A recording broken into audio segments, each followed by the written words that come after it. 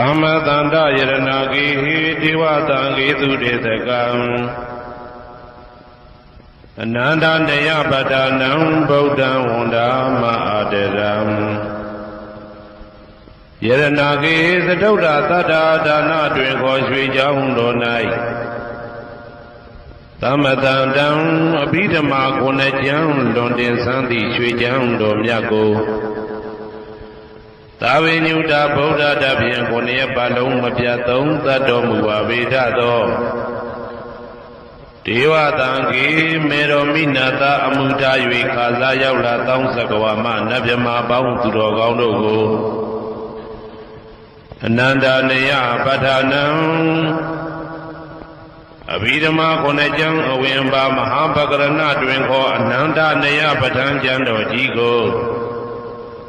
သူရေတကံနတ်တို့နေယဝဋိတမဗန္ဓုကဗလာမြတ်ကြောက်ပြ၌ဝါတွင်သုံးလခါသမယဝေမြတ်တို့ဘောဟောကြားတော်မူပါဝေဒသောဗုဒ္ဓံသဗ္ဗညုတကုံကိုလုံးခြုံသည့်လုံးစုံသတ္တဝါနတ်မြမာပေါင်းတို့ထက်တူပဲပြိုင်ကင်းတရားမင်းဖြစ်တော်မူသောမြတ်စွာဘုရားကိုမယံတရားဟောတရားနာဖြစ်ကြကုန်သောတပည့်တော်တို့သည်အာတရံကာယဝစီမနတိသုံးရတို့ဖြင့်မပြအစဉ်လွန်ကြည်လျင်သည်စွာဝန္ဒာမသာသနာတော်အရှိခန့်၍တည်တံ့စေရန်မြတ်ဒိဋ္ဌံဖြင့်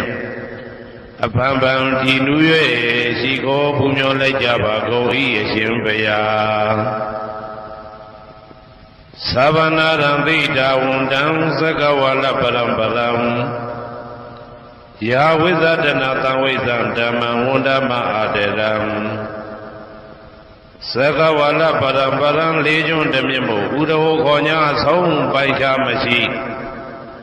တေသဟတိမဟာတဟတိလောကတကြီးနှင့်တကဝစัจ java လာဆင့်ဆင့်တိုင်အောင်သဗ္ဗနာရံတိဒါဝန္တံညိုရွှေနီပြူမောင်းမှုတဲ့ချက်ပြူပြူပြက်ပြက်တလက်လက်သောရောင်ချီတော်တို့ဤပျော်မြူတဲ့သက်အောင်တဲ့နှင့်ထက်ဖွယ်မကဇတာကာသာဆုံးစားမရှိအောင်ပြေးသွားခြင်းရှိ၍ယာဝေဇတနာတံဝေဇံပဋ္ဌံဒေသနာဟောတိကာမယနေ့ကြအောင်မူလပဂတိထင်ရှားရှိပေထသော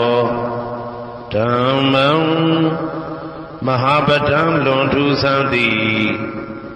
အံခမံပွဲမဆုံးမြတ်ဗုဒ္ဓ၏ဒေသနာတော်အလုံးကိုမယံတရားဟောတရားနာဖြစ်ကြကုန်သောတပည့်တော်တို့သည်